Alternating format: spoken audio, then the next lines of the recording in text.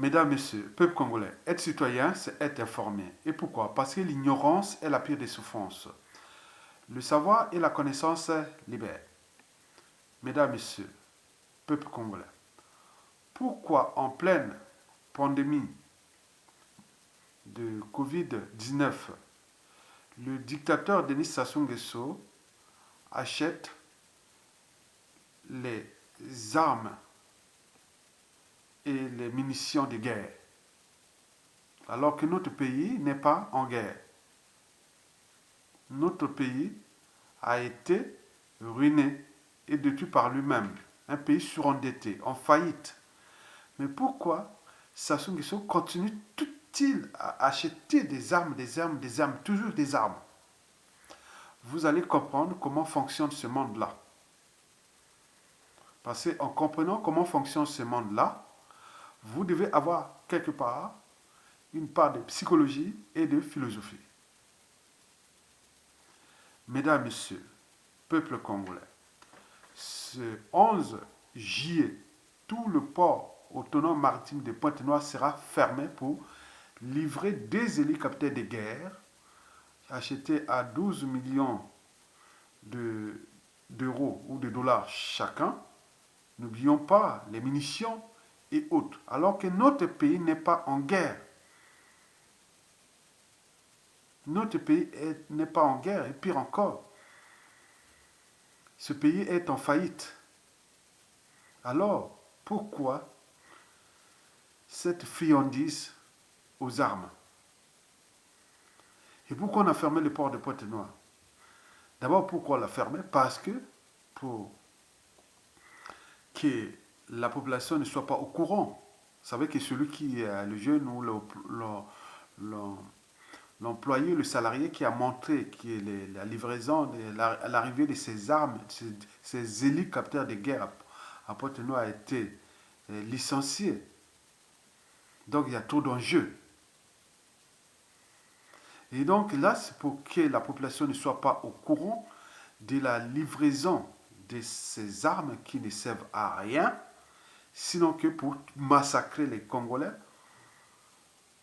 avec le terrorisme d'État, c'est-à-dire il achète les armes pour massacrer sa propre population, alors que d'autres pays achètent les armes de guerre, c'est pour se défendre au cas où il y a une agression étrangère. Mais là, on achète des armes pour massacrer les populations ou pour expérimenter des armes nouvelles.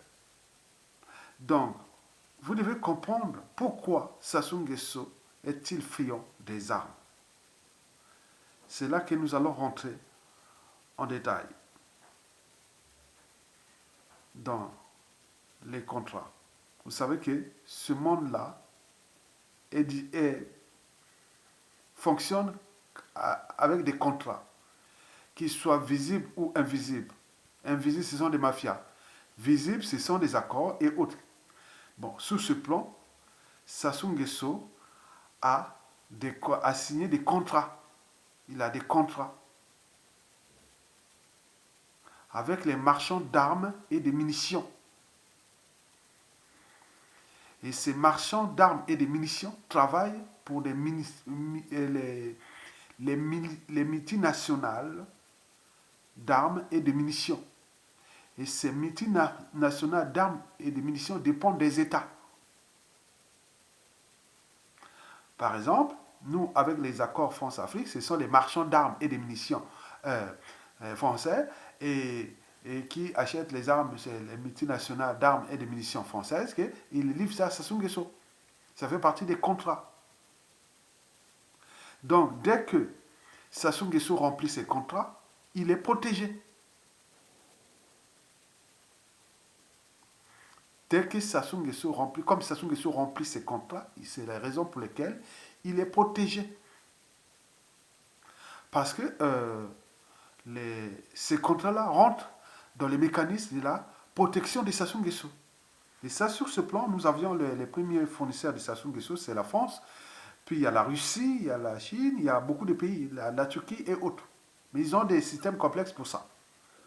Vous savez, avec la crise, les multinationales ont aussi des problèmes de trésorerie et autres. Donc, Il faut trouver les moyens pour euh, faire fonctionner le business. Il faut qu'il continue, même s'il y a la pandémie haute, les gens cherchent le business. Et le business se passe souvent avec les pays, républiques bananières et autres. Bon, ça marche. Le cas de Sassou Nguesso était un cas d'école. On lui a fait un moratoire le 1er mai 2020. Ça va jusqu'en décembre 2020. Mais cet argent-là, il sert aussi à acheter ces armes-là. Parce que ça rentre dans le contrat. Tu n'as plus d'argent, mais on va te trouver des montants financiers complexes ou des lobbying et tout compagnie pour que bon, ben, on dégage l'argent et comme ça tu nous achètes les armes. Mais en contrepartie, bon, ben, votre pays est surendetté et autres. On laisse pour les générations futures congolaises, qu'est-ce que ça peut faire? Puisqu'ils ne sont pas capables de prendre les responsabilités en tant que peuple. Donc, je reviens sur euh, le fonctionnement de ce monde. Les gros poissons mangent les petits poissons. Les gros poissons mangent les petits poissons. Donc, si vous êtes un petit poisson, il faut avoir des stratégies pour s'adapter. Il ne faut pas aller s'affronter aux gros poissons comme ça. Et donc, Sassou Nguesso est un bon client. On ne gasse pas un bon client. Sassou Nguesso fait partie des meilleurs, des bons clients d'Afrique en ce qui concerne l'achat des armes et des munitions. C'est les raisons pour lesquelles les marchands d'armes et des munitions et des multinationales de munitions et ces États qui protègent aussi leurs marchés, leurs emplois et plein de trucs. Il y a tout ça là. Donc il faut voir ça comme ça. Et regarde qu'il y a la stratégie du marché, mais il y a les emplois, il y a beaucoup de choses là. Les, la livraison là, c'est avec notre dette, avec notre argent qu'ils sont en train de livrer ces armes, ils sont en train de faire tout ça. Comment l'acheter, tout ça. Mais les gens, ils créent l'emploi quelque part, mais ça détruit les vies et tout un pays là-bas aussi. C'est le fonctionnement du monde. Mesdames, Messieurs, peuple congolais, ceci dit. Alors, pour que ça se dégage, il faut que nous commencions déjà à négocier avec les fournisseurs de Sassou Nguesso. Sassou Nguesso aujourd'hui dépense jusqu'à 17% du produit intérieur brut congolais en achat d'armes et de munitions. Ça rentre dans les contrats. Au moment qu'il remplit ces contrats, on ne peut pas perdre un bon client. Non, ce n'est pas possible.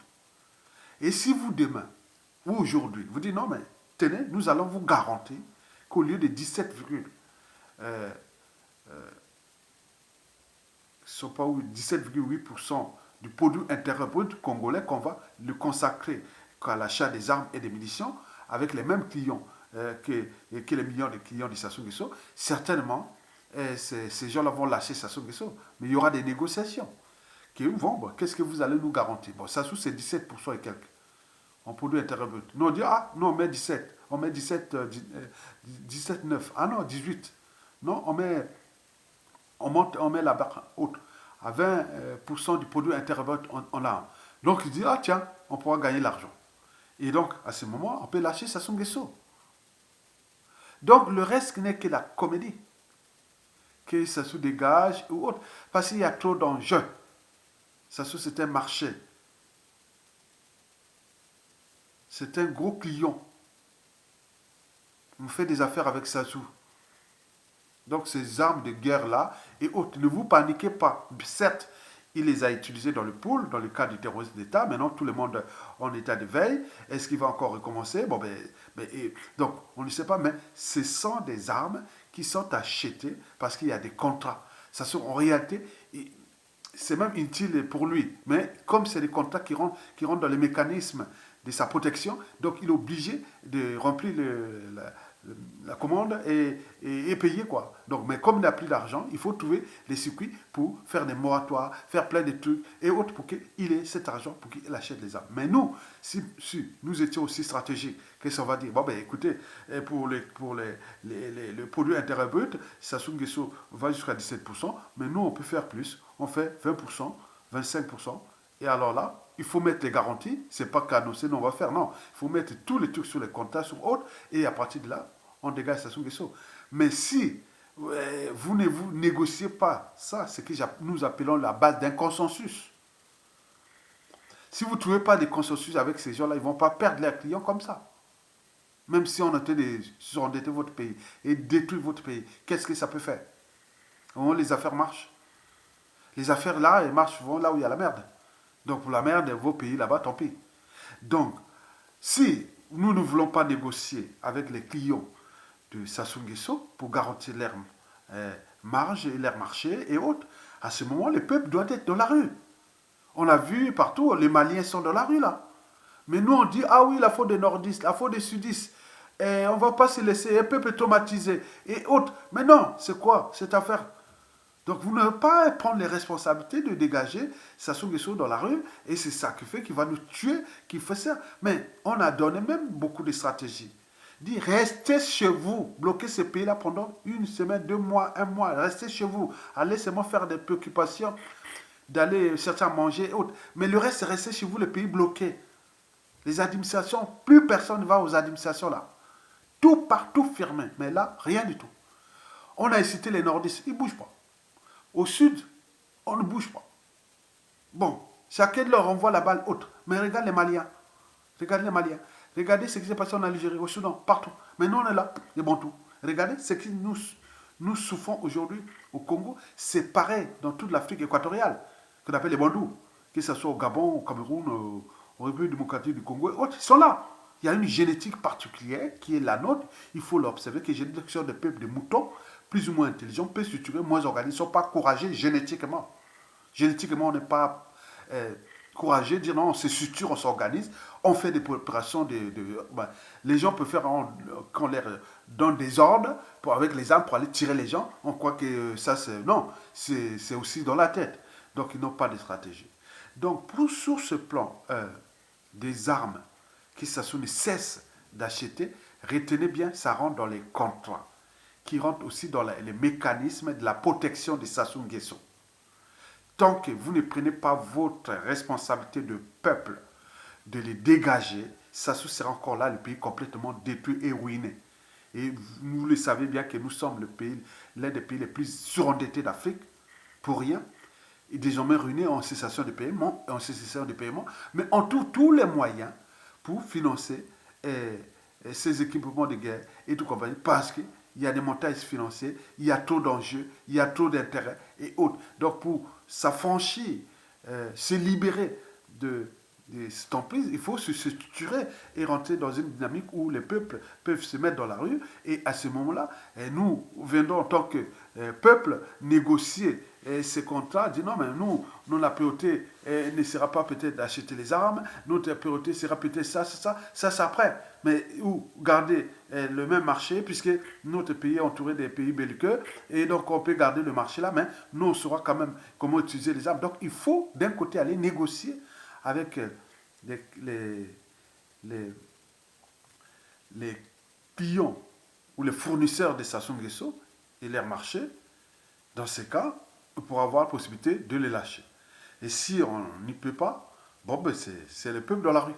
Il n'y a que la solution. Ou désobéissance civile, administration, tout fermé.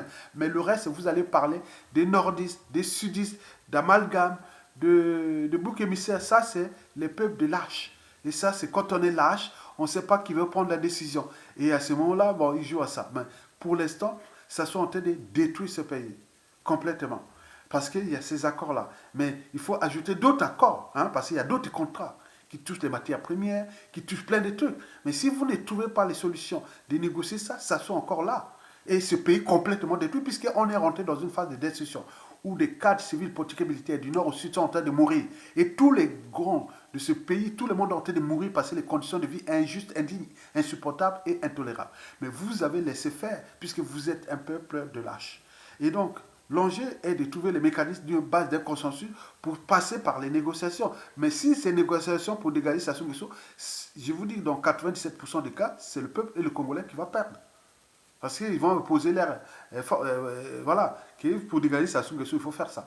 Mais à défaut, il faut commencer déjà à rentrer dans les rapports de force. C'est-à-dire le peuple, il faut les menacer, il faut des opérations, des désobéissances, puisque vous avez dit qu'il a des armes. Il a des armes.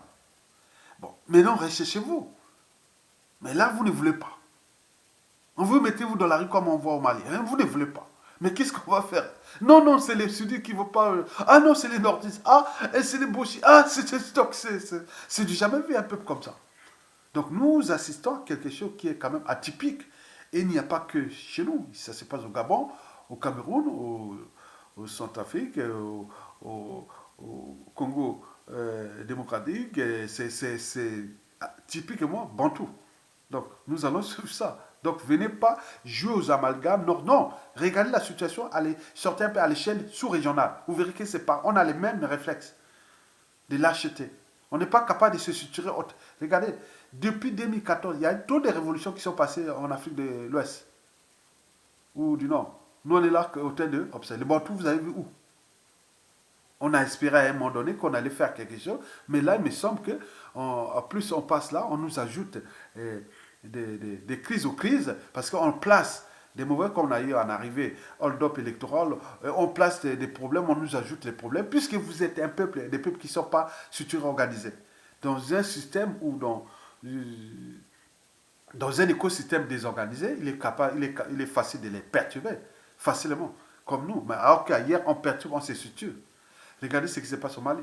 Donc, retenez bien, donc les armes de guerre que ça achète, c'est pas de son plein gré. Hein. Il est quelque part aussi forcé à acheter ça parce qu'il sait bien que ça rentre dans sa protection. Au départ, quand il avait l'argent, hein, il pouvait faire ça pour impressionner, pour faire ça, mais ça marchait. Maintenant là, ils n'ont plus d'argent et donc ils passent par des montages financiers et complexes et aussi par des moratoires, par des annulations des dettes ou comme ça pour qu'ils continuent à faire fonctionner ce marché d'armes, de guerre et de munitions. Et n'oublions pas les marchés aussi des contrats qui sont des contrats des ressources naturelles. N'oublions pas d'autres contrats qui sont liés à d'autres valeurs qui sont des valeurs immobilières et plein de trucs. Donc il y a beaucoup de choses là, beaucoup d'affaires. Hein? Donc vous avez tout compris, contre le peuple congolais. Vous savez qu'une situation qui soit a été placée là contre notre peuple. Et nous le savions d'ailleurs, du nord au sud, de l'est à l'ouest.